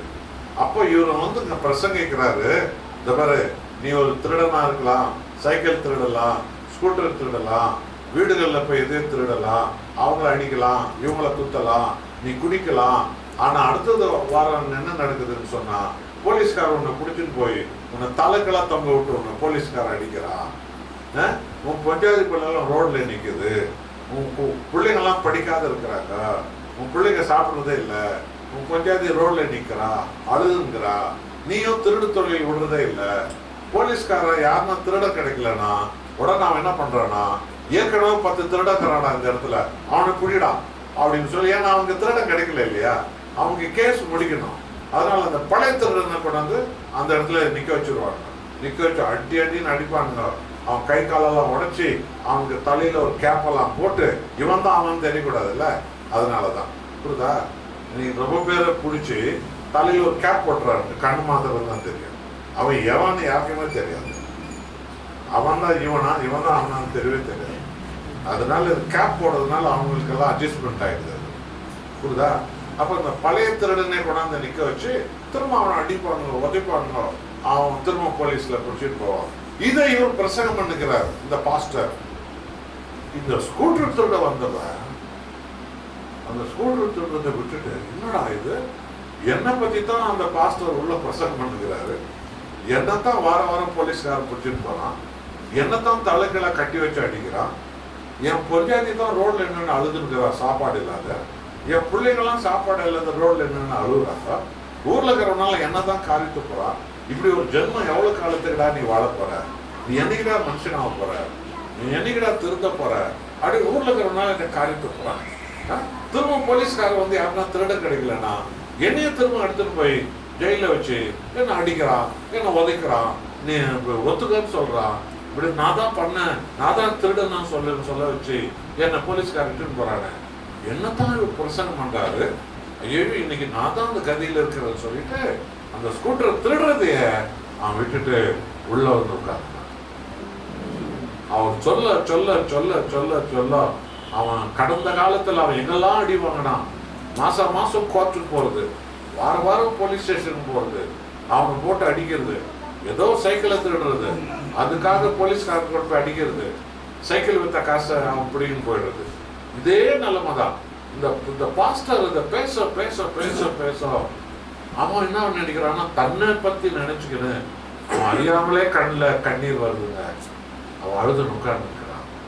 என்னை பத்தி தான் இவ்வளவு நேரம் அவர் பேசியிருக்கிறாரு, என் குடும்பம் தான் இன்னைக்கு அந்த நிலைமையில இருக்குது, இவருக்கு இதெல்லாம் யார் சொல்லியிருப்பாங்க, என்னத்தானே அடிக்கிறாங்க, என்னத்தானே தெருவில் நிக்க வைக்கிறான், நான் தானே மாசம் கோர்ட்டுக்கு போறேன், வாரம் போலீஸ் ஸ்டேஷனுக்கு போறேன் அப்படின்னு சொல்லிட்டு அவன் அழுதுருக்கிறான். அந்த ஜப கூட்டம் முடியுதுங்க. எல்லாரும் இயேசுவே உங்களை நான் ஏத்துக்கிறேன், இயேசுவே இனி நான் அக்கிரமம் பண்ண மாட்டேன், பாவம் பண்ண மாட்டேன், எனக்கு புது வாழ்வு கொடுங்க இயேசுசாமி சொல்லிட்டு எல்லாம் ஜபம் பண்ணிட்டு எல்லாரும் போயிட்டாங்க. அவ ஒருத்த மாத்திரம் அழுது உட்கார்ந்துட்டான். அப்ப அந்த பாஸ்டர் அவனை போய் பார்த்து கேட்டார், தம்பி நீ எதுக்கு இங்கே அழுது உட்காந்துக்கிற? அப்போ சொன்னா, பாஸ்டர் நான் உண்மையிலேயே ஸ்கூட்டர் திருடத்துக்கு தான் பாஸ்டர் நாங்கள் வந்தேன். ஆனால் ஒரு திருட வாழ்க்கையில் எப்படி வார வாரம் போலீஸ்காரன் அவனை கொண்டு போய் போலீஸ் ஸ்டேஷனில் வச்சு அடித்து அவன் திருடி வித்த காசை அவன்கிட்ட பிடுங்கி அவனை வெளியே அனுப்பிடுவானோ, அவன் பொஞ்சாதி தெருவில் நிற்பான், அவன் பிள்ளைங்கள்லாம் ரோட்டில் சாப்பாடு அதில் நிற்கும், ஊரில் இருக்கிறவங்களாம் அவங்கள காரித்து போவாங்கன்னு நீங்கள் பேசுனீங்களே, இதெல்லாம் என்னை பற்றி தான் நீங்கள் பேசுனீங்க. நான் தான் அந்த மாதிரி ஒரு ஆள். இன்னைக்கு கூட இங்கே நான் ஸ்கூட்டர் திருட தான் நான் வந்தேன். ஆனால் நீ சொன்ன அந்த உதாரணம் என் வாழ்க்கை எனக்கு அப்படியே உணர்த்திடுச்சு சொல்லிட்டு அவன் ரொம்ப அழுகுறான். அப்போ அவன் அவரை பார்த்து கேட்குறான், பாஸ்டர் உங்களை நான் ஒரு கேள்வி கேட்குறேன் பாஸ்டர், ஆண்டவராக இயேசு ரத்தம் எல்லா பாவங்களையும் கழுவும் சொன்னீங்களே, இங்க உட்கார்ந்து போனாங்களே இவங்க எல்லாரும் விட பெரிய பாவி நான் தான் பாஸ்டர், என் பாவத்தை இயேசு ரத்தம் கழுவுமா, என்ன நல்லவன் ஆக்கிடுவாரா, நான் உழைச்சி வாழணும், என் பிள்ளைகளை உழைச்சி படிக்க வைக்கணும், என் பஞ்சாயத்து பிள்ளைகளுக்கு நான் தினமும் சோறு கொடுக்கணும், நான் உழைச்சி வாழணும்னு நினைக்கிறேன். ஆனால் இந்த போலீஸ்காரங்க எனக்கு விடமாட்டேன்றாங்க, எவனா திருட கிடைக்கலன்னா என்னதான் திரும்ப போட்டு அடிக்கிறானுங்க. இந்த பாவத்தெல்லாம் ஏசாமி கழுவாரா? ஏன்னா நான் செஞ்ச பாவம் கொஞ்சம் நஞ்சம் இல்லை. குடிக்காக எங்கள் அம்மாவை அடிச்சிருக்கிறேன், எங்கள் அப்பாவை அடிச்சிருக்கிறேன், என் குடிக்காக என் பொஞ்சாதி புடவை கொண்டு போய் விற்று நான் குடிச்சிருக்கிறேன், என் பிள்ளைங்க புக்கை கொண்டு போய் விற்றுட்டு நான் குடிச்சிருக்கிறேன், என் பிள்ளைங்க படிக்காதே போயிட்டாங்க பாஸ்டர், இவ்வளோ பாவம் பண்ண பாஸ்டர். நான் இங்கே உட்கார்ந்து ஜகத்தோட ரொம்ப பெரிய பாவி நான் தான், என் பாவத்தை இயேசு சாமி கழுவாரா அப்படின்னு அவன் கேள்வி கேட்டான். அதுக்கு அந்த பாஸ்டர் நிச்சயம் கழுவார், இனி இந்த பாவத்தை நான் பண்ண மாட்டேன், இனி இந்த அக்கிரமத்துக்கு நான் போக மாட்டேன் அப்படின்னு தீர்மானம் பண்ணிட்ட. எந்த போலீஸ்காரனும் உன்னை தேடி வராதபடி ஏசாமி தத்துருவார்.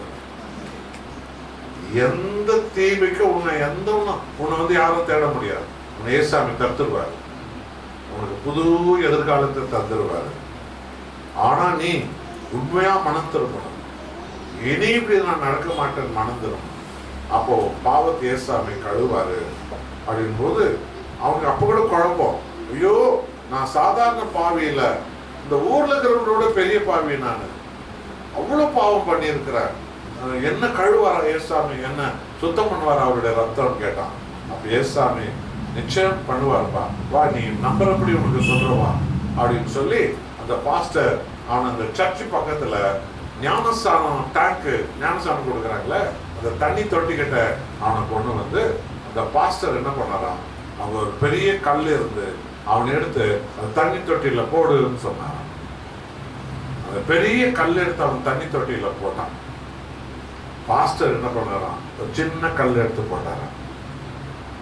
இப்ப அவனை பார்த்து கேட்டாராம், தம்பி நான் போட்ட கல் எவ்வளவு பெருசு, சின்னது, நீ போட்ட கல் எவ்வளவு பெருசு, பெருசு, சரி உன்னுடைய பெரிய கல்லும் என்னுடைய சின்ன கல்லும் இந்த தண்ணியில போட்ட மாதிரி என்னாச்சு எல்லாம் மூழ்கிடுச்சு. இதே மாதிரிதான் இனி நான் பாவமே பண்ண மாட்டேன் இயேசுசாமி, எனக்கு ஒரு புது வாழ்வு கொடுங்கன்னு சொல்லி நீ உண்மையா மனம் திரும்பி இன்னைக்கு நீ அர்ப்பணிச்சேன்னா உன்னுடைய பெரிய பாவமோ என்னுடைய சின்ன பாவமோ இந்த தண்ணீர்ல இயேசு ரத்தத்துல மூழ்கிடும். இது நீ நம்புறியான்னு கேட்ட போது அவன் அழுதுட்டான், கத்தி கத்தி கத்தி கத்தி அழுது, ஐயோ இயேசுசாமி இவ்வளவு நல்ல கடவுளா, இவ்வளவு நல்ல கடவுளா, இத்தனை பெரிய அக்கிரமக்காரனான ஏன் பாவத்தை நீ சொல்லு, உன் பெரிய கல்லு தண்ணியில் என்னாச்சு, மூழ்கிடுச்சு, அது மேல வரல, நான் போட்ட சின்ன கல் என்னாச்சு, மூழ்கிடுச்சு. அதே போலத்தான் இனி நான் அக்கிரமம் பண்ண மாட்டேன், இனி நான் குடிகாரனா இருக்க மாட்டேன், இனி நான் துன்மார்க்கனா இருக்க மாட்டேன், ஏசாமி என்னை மன்னிங்க, எனக்கு ஒரு வாழ்வு கொடுங்க என்று நீ கேட்பாய் என்றால் உனக்காகவே உன்னை மீட்பதற்காகவே பிறந்த ஆண்டவராக இயேசு உன் பாவங்கள் எல்லாவற்றையும் மன்னித்து விடுவார், கழுவி விடுவார், உன்னை பரிசுத்த மனுஷனாய் உத்தம மனுஷனாய், ஆசீர்வாத மனுஷனாய் உன்னை மாத்துவாரு. இப்படி நம்பர் யார் சொல்லும்போது அவன் அழுது அழுது அழுது, எனக்கு இந்த ஏசாமி தான் வேணும், இனி நான் சாவு வரைக்கும் நான் குடிக்க மாட்டேன், நான் திருட மாட்டேன், பொய் சொல்ல மாட்டேன், ஏமாத்த மாட்டேன், அடுத்தவங்களுக்கு துரோகம் பண்ண மாட்டேன், மோசம் பண்ண மாட்டேன், நான் உழைச்சி என் பஞ்சாயத்து பிள்ளைய காப்பாத்துவேன், நானும் ஒரு நாளைக்கு இயேசுசாமிக்கு என் சாட்சி சொல்லி ஊழியம் செய்யறவனா நான் வருவேன் சொல்லி அவர் தன் வாழ்க்கையே இயேசுசாமிக்கு அர்ப்பணிச்சார். கைகளை தட்டு. அல்லேலூயா. இதுக்காகத்தான் ஆண்டவர் இயேசு இந்த உலகத்தில் பிறந்தார். அல்லேலூயா. வாழ்வு கொடுக்க. என்ன கொடுக்க? இயேசுசாமி இந்த உலகத்துக்கு ஏன் வந்தாரு? வாழ்வு கொடுக்கிறதுக்கு. ஏன்னா பைபிள் என்ன சொல்லுது பாருங்க, நீதிமொழி 28ஆம் அதிகாரம் 13வது வசனம் என்ன சொல்லுது? படிக்கிறாங்க, கேளுங்க. நீதிமொழி 28:13 நல்லா கேட்டுக்கங்க, கடவுளுடைய வார்த்தை கேளுங்க. தன் பாவங்களை மறைக்கிறவன் வாழ்வடைய மாட்டான். தன் பாவங்களை மறைக்கிறவர்கள் வாழ மாட்டாங்க. அவைகளை அறிக்கை செய்து விட்டு விடுகிறவனோ, அதெல்லாம் அந்த பாவத்தால் இப்படி எல்லாம் நான் பாவம் பண்ணேன்னு சொல்லி விட்டு விடுகிறவர்களோ இரக்கத்தை பெறுவார்கள். கை தட்டுகள். சொல்லுங்க, இப்ப சொல்லுங்க, பாவங்களை மறைக்கிறவங்க இந்த ஊர்ல அதான், இந்த ஊர் நிலைமை அதான். புரியுதா? இந்த ஊர்ல ரொம்ப பேர் வாழவே இல்லை பாரு, எல்லாம் குப்பை மாதிரி எல்லாம் இருக்கிறாங்க பத்தியா? ஏன்? எல்லாம் அந்த பக்கம் தடுக்கி விழுந்தா குடி, இந்த பக்கம் தடுக்கி விழுந்தா குடி, அந்த பக்கம் விழுந்தா குடி. இதுதான் பாவங்களை மறைக்கிறவங்க வாழ. சின்ன சின்ன பொண்ணுங்க பையனுங்கெல்லாம் தற்கொலை பண்ணி சாவுறாங்கல்ல இந்த ஊர்ல, சாவுறாங்களா இல்லையா? காவல் பை சந்திரானா அதுல நம்பர் 1. சின்ன சின்ன பையன் பொண்ணுங்கெல்லாம் சாவுது, நமக்கு ரொம்ப வேதனையா இருக்குது. அவங்கெல்லாம் வாழணும், அதுங்க சாகக்கூடாது. அந்த பிள்ளைங்கள்லாம் சின்ன ஒரு தப்பு பண்ணிருப்பான் அந்த பையன், சின்ன ஒரு தப்பு பண்ணிப்பான் அந்த பொண்ணு, உடனே ஊர்ல இருக்கிறவங்களாம் என்ன போய் சாவுடி, டேய் என்ன போய் சாவுடா. இந்த தெருவுல எல்லாம் எல்லாரும் அந்த பிரசங்கம் தான் பண்ணிருப்பாங்க. வீடுகள்லாம் வீடு விட என்ன பிரசங்கம் பண்றாங்க? எங்கனா போய் சாவு, எங்கனா போய் சாவு, எங்கனா போய் சாவு. இந்த பிரசங்கம் தான் ஒரு அம்மா அப்பாவும் ஒரு அக்கா தங்கச்சும் தெருவா பிரசங்கம் பண்ணுகிறாங்க. புரியுதா? அவங்க சொல்றாங்க நீ சாவணும். இயேசுசாமி எதுக்கு வந்தார் உலகத்துக்கு? வாழ்வு. புரியுதா? விளங்குதா உங்களுக்கெல்லாம்? நல்லா விளங்குதா? உலகம் சொல்லுது நீ சாவணும், கெட்டவன்லாம் சாவணும். ஆனா இயேசுசாமி என்ன சொல்றாரு? நீ சாவக்கூடாது, நீ வாழணும். உன் பாவத்துக்காக நான் என் உயிரை தரேன், நான் சாவுறேன் உனக்காக மகளே, உனக்காக நான் சாவுறேன், நீ வாழணும், எனக்காக நீ வாழணும். உன் பாவத்துக்காக நான் அடிக்கப்படுறேன், நான் என்ன கொடுக்குறேன், ஆனா நீ வாழணும். இதுக்கு தாங்க ஆண்டவர் இயேசு வந்தார் உலகத்துல. நமக்காக தன் உயிரே கொடுத்து நம்ம எல்லாம் மீட்பதற்காகத்தான் ஆண்டவராக இயேசு கிறிஸ்து இந்த உலகத்துக்கு வந்தார். ஆகவே தெருத்தருவாங்கிறவங்க சொல்றாங்க, தப்பு பண்ண பிள்ளைகள் எல்லாம் நீ சாவணும்ன்றாங்க. இந்த ஜெப வீடு அதுக்கு தான். இந்த ஜெப வீடு எதுக்கு தெரியுமா? வாழ்வு கொடுக்கிற தெய்வம் சொல்றதுக்கு தான். பாருங்க, அதுக்கு தான் லட்சுமி தான் அதுக்கு சாட்சி. கண்ணு முன்னால கேட்டீங்கல்ல, கேட்டீங்க தானே? சாவ இருந்த ஒரு அம்மாவை என்ன பண்ணார் இயேசுசாமி? வாழ வைக்கிறார்.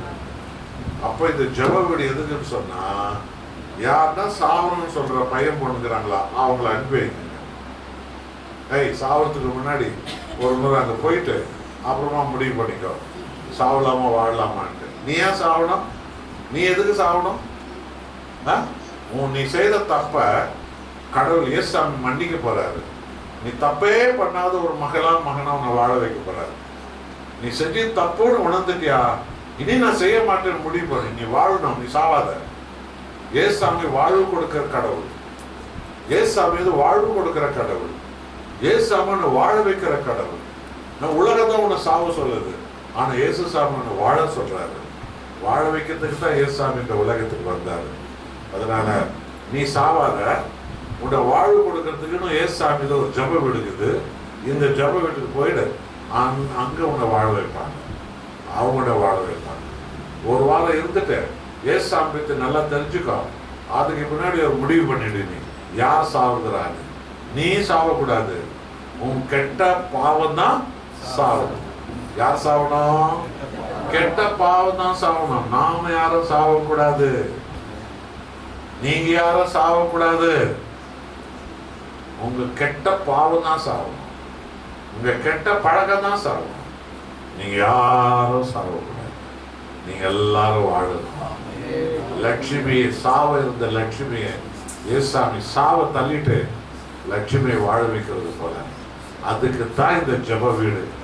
ஏசாமியுடைய இந்த ஜப வீடு ஒருத்தரை சாவுலேருந்து மேலே எடுத்து அவங்க நல்ல ஒரு வாழ்க்கை வாழ வைக்கிற ஒரு ஜப வீடு தான் இந்த ஜப வீடு. இங்க வேற வேலை யாருக்கும் இல்லை, அந்த வேலையை தான் செய்வாங்க.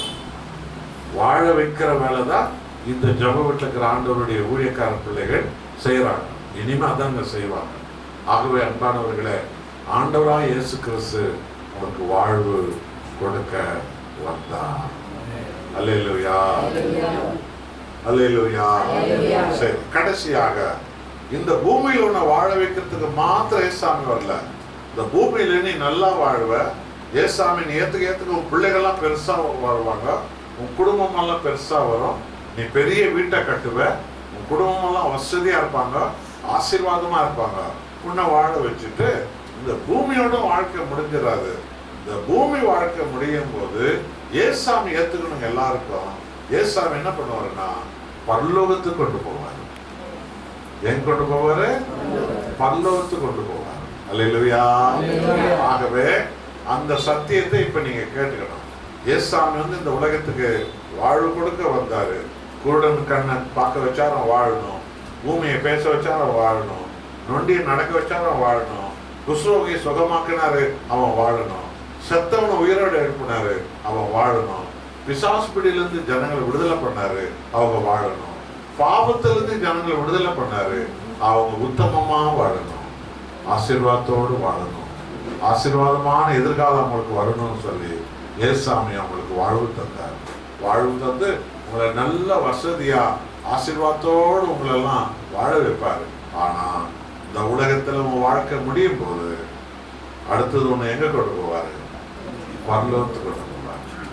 இந்த சத்தியத்தை உலகத்தில் இருக்கிறவங்க எல்லாருக்கும் சொல்றதுக்கு தான் பரலோக தெய்வம், பரலோக கடவுள், சர்வலோகத்தின் கடவுள் இயேசு சாமியாக இந்த உலகத்துக்கு வந்தார்.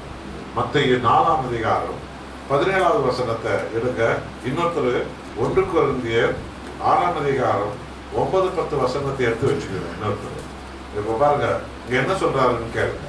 மத்தேயு 4ஆம் அதிகாரம் 17வது வசனம். அது முதல் இயேசு மனம் திரும்புங்கள், பரலோக ராஜ்யம் சமீபத்திருக்கிறது, உங்களை நெருங்கி வந்திருக்கிறது என்று பிரசங்கிக்க தொடங்கினார். என்ன சொல்றாரு? எல்லாரும் என்ன பண்ணோம்? மனம் திரும்புங்கள். அதாவது உன் மனச என் பக்கம் திருப்பு.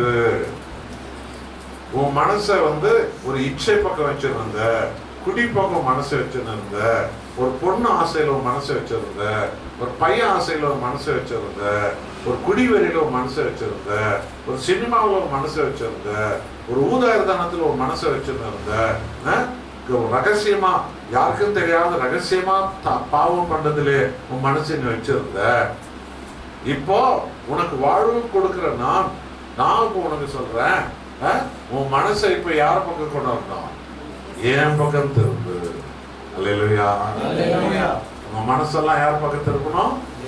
ஆண்டவராகிய இயேசு. அதனாலதான் ஆரம்பத்துல நான் சொன்னேன், உலகத்துல இருக்கிற மதங்கள்லாம் நீ தட்டுல கொண்டு வா, கூடையில கொண்டு வா, உங்ககிட்ட வாங்குறதுல இருப்பான். ஆனா உன்னை உண்டாக்குன இயேசு சாமிக்கு என்ன வேணும்? நீ தான் வேணும். அல்லேலூயா. நீங்க தான் வேணும், நாம தான் வேணும், நம்ம தான் கொடுக்கணும். அப்பா, உங்களுக்கு நான் கொடுக்கிற பெரிய காணிக்க நான் தான்ப்பா, என் வாழ்க்கையே உங்களுக்கு நான் கொடுக்கிறேன் சப்பா அப்படின்னு சொல்லி நீங்க கொடுக்கணும். ஆக இப்படி கொடுத்தவங்களுக்கு இயேசு சாமி பரலோகத்துல கொண்டு போய் அவங்கள வாழ வைப்பார். கடவுளோடவே வாழக்கூடிய ஒரு வாழ்க்கை, பரலோக வாழ்க்கை. அந்த பரலோகத்துக்கு அழைச்சிட்டு போறதுக்கு தான் இயேசு சாமி இந்த உலகத்துக்கே வந்தார். அதனால அவர் உலகத்துக்கு இன்ன வரைக்கும் சொல்ற செய்தி என்ன? மனம் திரும்பு. புரியுதா எப்படி மனம் திரும்புறதுன்னு? மனம் திரும்ப எப்படி தெரியுமா? அதாவது நீ குப்பை பக்கம் போய் நிற்கிறல்ல, இப்போ நீ நல்ல வழிக்கு திரும்பு. நீ இருட்டுக்கு போயிருக்கிற, இருட்டுல போயிருக்கிறல்ல, நீ வெளிச்சத்துக்கு வந்து திரும்பு. நீ கெட்ட போன வழியில போயிருக்கிறல்ல, அதெல்லாம் விட்டுடு, நீ உத்தமமான வழிக்கு திரும்பு. நான் தான் அந்த உத்தம வழி. என் பக்கம் திரும்பு, என் பக்கம் திரும்பு. உன் மனசு என் பக்கம் திரும்பு. பரலோக ராஜ்யம் உங்கள் பக்கத்துல வருகிறது. அல்லேலூயா, அல்லேலூயா. ஆக யார மனம் திரும்ப சொன்னார்ன்றத இப்ப நீங்க கேளுங்க. அங்க நம்ம பேரெல்லாம் அங்க இருக்கோம், நம்ம சொந்தக்காரன் பேரெல்லாம் அங்க இருக்கோம், நம்ம மாமா மச்சான் சித்தப்பா பெரியப்பா நம்ம ஃப்ரெண்டுங்க எல்லாரும் இந்த லிஸ்ட்ல இருப்பாங்க. பாருங்க, அநியாயக்காரர், கேளுங்க, இதை நல்லா தெரிஞ்சுக்கோங்க. அநியாயக்காரர்கள் தேவனுடைய ராஜ்யத்தை சுதந்தரிப்பதில்லை என்று அறியீர்களா? வஞ்சிக்கப்படாதிருங்கள். நல்லது. இப்ப கேளுங்க, அநியாயக்காரர் எங்க போய் சேர்றது இல்லையா? தேவனுடைய ராஜ்யத்துக்கு போய் சேர்ந்து சுடுகாட்டுக்கு போயிடுவாங்க. எல்லாரும் சுடுகாட்டுக்கு போயிடுவாங்க. ஆனா சுடுகாட்டுக்கு போன அவன் உயிர் எங்க போறதில்ல? பரலோகத்துக்கு போறதில்ல. தெரியுதா உங்களுக்கெல்லாம்? தப்பித்தா உங்களுக்கு புரியுதா? இது எவ்வளவு வேணாலும் சுடுகாட்டுக்கு போயிடும், எல்லாம் சுடுகாட்டுல தான் சேர்ந்துருவாங்க. ஆனா உயிருக்குத, அந்த உயிர் எங்க போவாது? பரலோகம் போவாது. அப்ப பரலோகம் போலன்னா எங்க போனோம்? அது பாதாளத்துக்கு போயிடும். நித்தியமா பேய்களோட இருக்கிறதுக்கு பாதாளத்துக்கு அது போயிடும். அநியாயக்காரர்கள் தேவனுடைய ராஜ்யத்தை சுதந்தரிப்பதில்லை. வஞ்சிக்கப்படாதிருங்கள். வேசி மார்க்கத்தாரும். நல்லா கேட்டீங்களா? வேசி மார்க்கத்தார். இன்னைக்கு உலகத்துல எல்லாரும் எந்த வழியில போயிருக்கிறாங்க? எல்லாம் எந்த வழியில சொல்லுங்க? எந்த வழி? எல்லாம் வேசி மார்க்கம் தான். அடுத்தது விக்கிரக ஆராதனைக்காரர். விக்கிரக ஆராதனைக்காரர். பத்தியா, நீ நடக்கிற மண்ணை எடுத்து கடவுள் உண்டாக்கிறது. நீ எங்கேயோ ஏரிக்கார ஓரத்துல போய் பசங்க எல்லாம் அங்க மூத்திரம் வச்சிருப்பா, அங்கதான் மண்ணை எடுத்து கடவுள் உண்டாக்கிறது. கல் எடுத்து கடவுள் உண்டாக்கிறது. உணர்ந்து பத்தியா? அதை நீ யோசனை பண்ணிப்பா. கடவுள் என்ன சொல்றாரு? சர்வத்தை உண்டாக்கின கடவுள் கல்லா இருப்பாரா மண்ணா இருப்பாரா? எப்படி இருப்பாரு? கல்லா இருப்பாரா மண்ணா இருப்பாரா? யோசனை பண்ணி பாருங்க, சிந்திச்சு பாருங்க நல்லா. எல்லாத்தையும் உண்டாக்குன கடவுள் என்ன மண்ணாவா இருப்பார்? கல்லாவா இருப்பார்? பிளாஸ்டிக் பொம்மையாவா இருப்பார்? இல்ல ஒரு மரம் இரும்புல ஒரு மரத்துல செஞ்ச பொருளா இருப்பாரா? கடவுள் அப்படி இருப்பாரா? எப்படி இருப்பாரு? மகத்துவமானவரா இருப்பார். அதனால கடவுள் சொல்றாரு, வேசி மார்க்கத்தாரோ, இரண்டாவது யாரு? விக்கிரக ஆராதனைக்காரர்களோ, சுய புணர்ச்சிக்காரரும், அதாவது மறைவா பாவம் பண்ணின்னு வாழ்ந்துருக்கிறார். ஆண் புணர்ச்சிக்காரரும், ஆண் புணர்ச்சி நிறைய ஆம்பளைங்க பின்னாடி ஓடுறவங்க தெருவுல. திருடரும், திருடர்கள். பைபிள்ல எழுதிருக்கு பாருங்க. பைபிள் எழுதிருக்கு. இது உங்களுக்கு சொல்லி கொடுக்கறதுக்கு தான் கடவுள் அவருடைய ஊழியக்காரர்களை எழுப்பி இருக்கிறாரு. இது தப்புன்னு உங்களுக்கு தெரிஞ்சாதான் அது ஒரு நாளைக்கு உங்க மனசாட்சி குத்தம். ஆமா, அன்னைக்கு போயிச்சாங்களே, ஆமா உண்மைதான். இங்க பாருங்க, திருடர்களும் பொருளாசைக்காரரும், பொருளாசை, அவன் பொருளை புடுங்க பாக்குறது, இவன் காசை புடுங்க பாக்குறது, அவன் நகையை புடுங்க பாக்குறது, இவன் புடவை புடுங்க பாக்குறது. இயேசு சாமி நீங்க நம்பிட்டீங்கன்னு சொன்னீங்கன்னா உங்ககிட்ட என்ன இருக்கக்கூடாது? பொருள் ஆசை இல்ல. அதெல்லாம் வேணாம். ஐயோ, நான் சம்பாதிச்சது எனக்கு போதுங்க, அடுத்தவங்க காசு எனக்கு வேணாம், அடுத்தவங்க போறது எனக்கு வேணாம்ப்பா. எனக்கு கடவுள் எல்லாம் கொடுக்க காத்துக்கிறாரு. அவர் எனக்கு எல்லாம் கொடுக்கும் போது நான் எதுக்குப்பா அடுத்தவங்க காசை பிடிங்கி தின்றது? நான் எதுக்கு மோசம் பண்றது? நான் எதுக்கு லஞ்சம் வாங்கி தின்றது? நான் எதுக்கு கலப்படம் பண்ணி பொருளுங்களை கடையில வித்து காசு பார்க்கறது? ஐயோ, அதெல்லாம் வேணாம். இதெல்லாம் சாபம், அவங்க பிள்ளைக்குட்டிக்கு சாபம், குடும்பத்துக்கே சாபம். இதெல்லாம் நான் செய்ய மாட்டேன். எனக்கு பொருள் ஆசைலாம் வேணாம். எனக்கு இயேசு சாமி ஆசை மாத்திரம் போதும். அவரு எங்களை வாழ வைப்பாரு. அல்லேலூயா. சரி, அடுத்தது வெறியர்கள், குடி வெறியர்கள், உதாசீனரும், பொம்பளை வெறியர்கள். வெறியர்கள் பைபிள் எழுதிருக்குது. என்னென்ன வெறியர்கள் இருக்கிறாங்க உலகத்துல? முதல் வெறியர்கள் எந்த வெறியர்கள்? குடிவெறி. சின்ன சின்ன பையனெல்லாம் பாட்டில் வச்சு நின்னுக்கிறாங்க வரும்போது ரோட்ல. ரொம்ப வேதனையா இருக்குது, ரொம்ப வேதனை. சின்ன பசங்க 15-17 வயசு கூட இல்லை, அவெல்லாம் பாட்டில் வச்சு நின்னுக்கிறான். நாங்க வர்ற ரோட்ல பார்த்து யோசனை பண்ணி பாருங்க. இவன் 18 வயசு 20 வயசுலயே இவன் பாட்டில் வச்சு நிக்கிறானே, அவனுக்கு எவனாவது பொண்ணு கொடுப்பாங்களா? கொடுப்பாங்களா? கொடுக்க மாட்டாங்க. பொண்ணு எவனும் அவனுக்கு கொடுக்கறதுலங்கிறதுக்காக என்ன பண்ண போறான்? தற்கொலை பண்ணி சாவான். ஆனா எதுக்கு அவன் சாவறதுக்கு போறான்? பொண்ணு கொடுக்காதனால. சரி, ஏன் அவனுக்கு பொண்ணு கொடுக்க மாட்டேன்றான்? அவன் குடிவெறி இருக்கிறதுனால. இப்ப அவன் குடிகாரனா இல்லாத நல்லவனா இருந்தா என்ன பண்ணுவாங்க எல்லாரும்? அவனுக்கு பொண்ணு கொடுப்பாங்க. பத்தியா, அதை சொல்லி தருதான் இயேசு சாமி உங்களுக்கு அந்த புத்தியை கொடுக்கிறார்.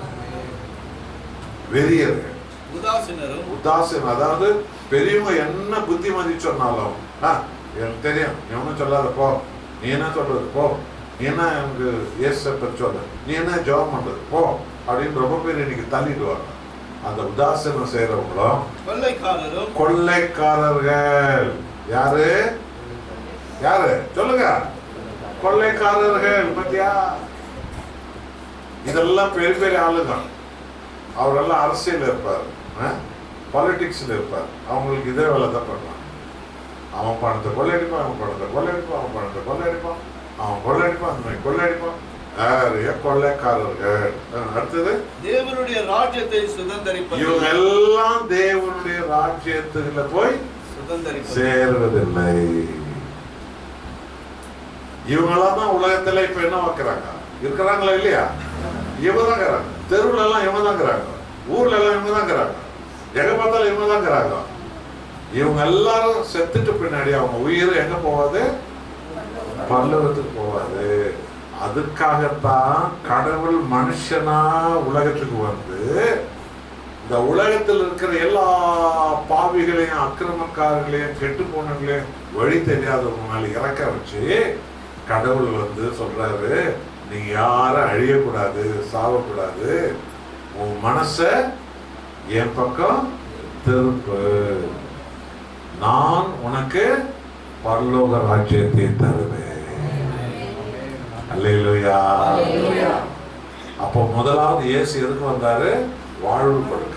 சொல்லுங்க எல்லாரும், வாழ்வு கொடுக்க. இரண்டாவது இயேசு எதுக்கு வந்தாரு? பரலோகத்தை கொடுக்க. அல்லேலூயா, அல்லேலூயா. முதல்ல நீங்க வாழணுமா? வாழணுமா வாழக்கூடாதா? அப்ப ஆண்டவர் இயேசுவை பிடிச்சுக்கோ. லட்சுமி வாழ்றது இயேசு சாமியால தான். நாங்க எல்லாரும் வாழ்றது இயேசு சாமியால தான். அவர்களால் தான் நாங்க தண்ணியே குடிக்கிறோம், அவர்களால் தான் நாங்க சாப்பிடுறோம். எங்களெல்லாம் அவர் தான் வாழ வைக்கிறோம், எங்க பிள்ளைங்களாம் அவர் தான் வாழ வைக்கிறோம். அவர்களால் தான் நம்ம வாழ முடியும். இருக்கிற அத்தனை பேரும், இந்த ஆண்டவர் ஊழியர் செய்யற அத்தனை தெய்வ பிள்ளைகளும் அவரால் தான் வாழ்ந்தாங்க.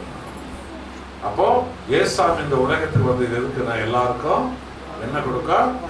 வாழ்வு கொடுக்க. ரெண்டாவது எது கொடுக்கறதுக்கு?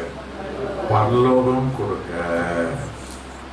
இயேசு சாமி இந்த உலகத்துக்கு கைகளை தட்டு. அல்லேலூயா.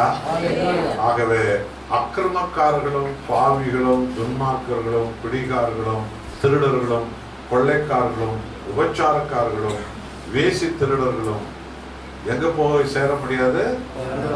பரலோகத்துக்கு போய் சேர முடியாது. ஒரு பெரிய ஒரு கொலைக்காரங்கிறான்னு வச்சுக்கோ, அவன் உங்க வீட்டுல உட்கார வைப்பேன், நீ உங்க வீட்டுல சேர்ப்பீங்களா? யோசனை முடிப்பாரு. நம்ம வீட்லயே அவனை சேர்க்க மாட்டோம்.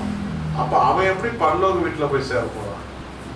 அதனால தான் கடவுள் வந்து எல்லார் மேலேயே இருக்கிற அன்புனால, ஏன்னா அவர் நம்மளை உண்டாக்குறதுனால ஒரு புள்ள கூட அழிஞ்சிடக்கூடாதுன்னு சொல்லி நம்ம மேல இருக்கிற அன்புனால ஏசாமி இந்த உலகத்துக்கு வந்து முதல்ல எல்லாரையும் வாழ வைக்கிறாரு.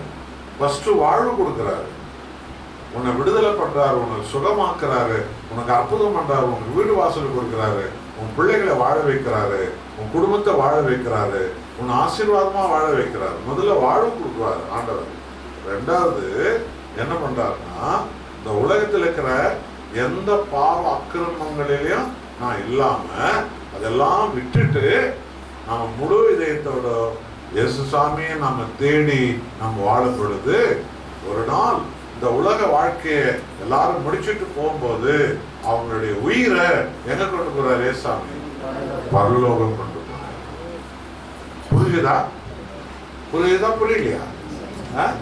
ஒரு குழந்தைக்கு சொல்லிக் கொடுப்பது போல இன்றைக்கு இந்த இடத்துல பரிசுத்த ஆவியான தேவன் உங்க எல்லாருக்கும் இதை நீங்க புரிஞ்சு கொள்ளபடி, நீங்க அறிஞ்சு கொள்ளபடி இது இயேசுசாமி உங்களுக்கு உணர்த்திருக்கிறார். முதல்ல தம்பி தங்கச்சி நல்லா புரிஞ்சுக்கோ, முதல்ல இயேசுசாமி உனக்கு வாழ்வுதான் தருவார். யாரெல்லாம் நீ வாழாம பண்றாங்களோ அவங்க மத்தியில தான் உன்னை வாழ வைப்பாங்க. உன் ஜாதி ஜனங்கள்லாம் வந்து யாரெல்லாம் வாழ்க்கையை கெடுக்கிறாங்க, நீ இயேசுசாமி நம்பு, அவங்க மத்தியில் உனக்கு ஆசீர்வாதமான வாழ்வு தருவாங்க. இன்னைக்கு எவ்வளவோ ஜனங்கள்லாம் ஒரு வாலிப பொண்ணுக்கு கல்யாண மாப்பிள்ள வந்தா கெடுத்துருவாங்க, தடுத்துருவாங்க. ஒரு பையனுக்கு ஒரு வாழ்க்கை வந்தா தடுத்துருவாங்க. அப்படிப்பட்ட நிலையில நீ இருக்கிறியா? உனக்கு தான் இயேசு வாழ்வு கொடுக்க வந்த. இயேசுவை நம்பு. யாரெல்லாம் எதிர்காலத்தை தடுத்தாங்க அவங்க எல்லாரும் வெட்கம் அடைகிறது போல அவங்க மத்தியில இயேசுவுக்கு உயர்ந்த வாழ்வு தருவார், ஆசீர்வாதமான வாழ்வு தருவார். அல்லேலூயா. நீ முதல்ல வாழணும். நீ எந்த மதத்தை சார்ந்து இதுவரைக்கும் நீ இருந்திருக்கலாம், அது நீ தெரிந்து கொண்ட வழி. ஆனா உன்னை உண்டாக்குன ஆண்டவரா இயேசு உனக்கு வாழ்வு கொடுக்கிற தெய்வம். வாழ வைப்பார். அவருக்கு நீ கொடுக்கிற காணிக்கை கடைசி வரைக்கும் என்ன காணிக்கை கொடுக்கணும்? நீ என்ன கொடுக்கணும்? உங்களே கொடுக்கணும். சத்தமா சொல்லுங்க எல்லாரும். இயேசுசாமி உங்களுக்கு நான் என்னையே கொடுக்குறேன்ப்பா, நான் தான் உங்களுக்கு காணிக்கை, நான் என்னையே கொடுக்குறேன். நீங்க ஜபம் பண்ணும்போது போடுற காணிக்கை வந்து உங்களுக்கு கர்த்தர் உங்களுக்கு இயேசுசாமி கொடுக்குற உழைப்பாது. அது ஏதோ ஒன்று நீ போடுவேன், அது பரவாயில்ல. அதே உனக்கு கடவுள் வந்து சும்மா விட்டுற மாட்டார். நீ கடவுளுக்கு ஒன்னாலும் உனக்கு கடன் கொடுக்க வைக்க மாட்டார். நீ கொஞ்சம் கொடுத்தாலும் உனக்கு இயேசுசாமி நிறைய கொடுத்துருவார். அல்லேலூயா. ஆனா நீ கொடுக்கிற காணிக்கையிலே பெரிய காணிக்கை ஆண்டவரா இயேசுவுக்கு எதை காணிக்கை கொடுக்கணும்? என்னைய நான் கொடுக்கிறேன் இயேசுசாமி. இந்த உலகத்துல நான் உங்களுக்காகத்தான் வாழ்வேன், என்னைய குடும்பத்தை வாழ வைங்கப்பா, நான் என்னையே கொடுக்குறேன். தினமும் சொல்லினா இருக்கேன், நான் என்னையே கொடுக்குறேன் இயேசுசாமி உங்களுக்கு. என்னை ஆசீர்வதிங்க, என்னை வாழ வைங்க, என்னை சுகமாக்குங்க, என் வாழ்நாளை கூட்டித்தாங்க, என் பிள்ளைகளை உயர்த்துங்க, என் குடும்பத்தை உயர்த்துங்க இயேசுசாமி. நான் என்னையும் உங்களுக்கு கொடுக்குறேன் இயேசுசாமி. தினமும் உங்களை தான் நீங்க கொடுக்கணும். அப்ப பாருங்க, மகா பேச முடியாத அற்புதத்தெல்லாம் உனக்கு இயேசுசாமி செய்வார். உன் பிள்ளைகளுக்கு செஞ்சிருவாரு, உன் குடும்பங்களுக்கு செஞ்சிருவாரு. ஆக உன் ஆசீர்வாதத்தோடு இயேசுசாமி இந்த உலகத்துல வாழ வைப்பாரு. இந்த உலகத்தை முடிச்சு போகும்போது உன்னுடைய உயிரை எங்க கொண்டு போய் வாழ வைப்பாரு? பரலோகத்துல. அல்லேலூயா. ஆகவே வாழ்வு கொடுக்கவும் ஒன்னு உலக பிரகாரமா, இரண்டாவது பரிபூர்ண வாழ்வு கொடுக்கவும் பரலோகத்துல நித்தியமாய் இயேசுசாமியோடு வாழக்கூடிய அந்த நித்திய வாழ்க்கை பரலோகத்துல அதை கொடுக்கத்தான் அந்த ஒளியான கடவுள் இயேசுசாமி என்னவா இருக்கிறாரு? ஒளியான கடவுள். இன்னைக்கு எல்லாம் ஒளியை கும்பிடுறாங்க தானே, அந்த ஒளியான கடவுள் இயேசுசாமி தான். வார்த்தையான கடவுள். என்ன கடவுள்? வார்த்தையான கடவுள். காற்றான கடவுள், ஆவியான கடவுள். என்ன கடவுள்? ஆவியான கடவுள். உன் மூக்குல காத்து போய் வருது தானே, ஆவி போதா இல்லையா? போதா வருதா? அதை உனக்கு கொடுத்தவரு ஆண்டவராக இயேசுசாமி தான். உங்களுக்கு நாங்க கொடுத்தவர் அவர் தான். அவர் தான் ஒளியின் கடவுள், அவர் தான் வார்த்தையின் கடவுள், அவர் தான் ஆவியான கடவுள், அவர் தான் சர்வத்தை உண்டாக்கின தேவன். உனக்கு வாழ்வு கொடுக்கவும் இந்த உலகில் உள்ள ஆசீர்வாதமான வாழ்வு உனக்கும் மனைவி பிள்ளைகளுக்கும் உன் தலைமுறைகளுக்கும் உனக்கு கொடுக்கவும், இரண்டாவது உனக்கு பரலோக வாழ்வு பரிபூர்ண வாழ்வு கொடுக்கவும் இயேசுசாமி இந்த உலகத்துக்கு. அல்லேலூயா. நாம் தினமும் ஜெபிக்க வேண்டும். என்ன பண்ணணும்? ஜெபிக்கணும். உன் வாயில என்ன வருது சொல்ல, அப்பா என்னை இப்படியா பண்ணுங்கப்பா, அப்பா ஏசப்பா என்னை இப்படி நடத்துங்கப்பா, ஏசப்பா எனக்கு இந்த மாதிரி பதில் தாங்கப்பா, எனக்கு இப்படி சுகம் கொடுங்கப்பா. இத்தனை ஜெபம். ஜெபம்னா வேற ஒன்றும் பேப்பர்ல எழுதி வச்சு நீ சொல்லிக்க வேண்டியதில்லை. நீ ஜெபம்னா அப்பா கிட்ட நீ அப்படிதான் பேசணும். உன் வாயில என்ன வருதோ நீ அதெல்லாம் நீ பேசலாம். அல்லேலூயா. ஆனால் தினமும் அவருடைய வார்த்தைப்படி நீங்க நடக்கணும். பாவமானது என்ன பண்ணணும்? விட்டுடணும். சொல்லுங்க எல்லாரும் சத்தமா. பாவமானதை விட்டுடணும், அநியாயமானதை விட்டுடணும், குடிவெறிய விட்டுடணும், அக்கிரமமானதை விட்டுடணும், கெட்ட நடத்தைகளை விட்டுடணும். அது எனக்கு வேணவே வேணாம். ஏன்னா நான் ஏசுசாமி மகள், ஏசாமி மகன், ஏசாமி பிள்ளைகள் என்று சொல்லி நீங்கள் இப்படி வாழும்போது தினமும் உனக்கு இயேசுசாமி அற்புதத்தின் மேல் அற்புதத்தை உனக்கு கொடுத்து இயேசுசாமி உன்னை நடத்துவார். ஒரு பாடல் ஒன்றை பாடி நாம் இப்போது ஜெபிக்க போகிறோம்.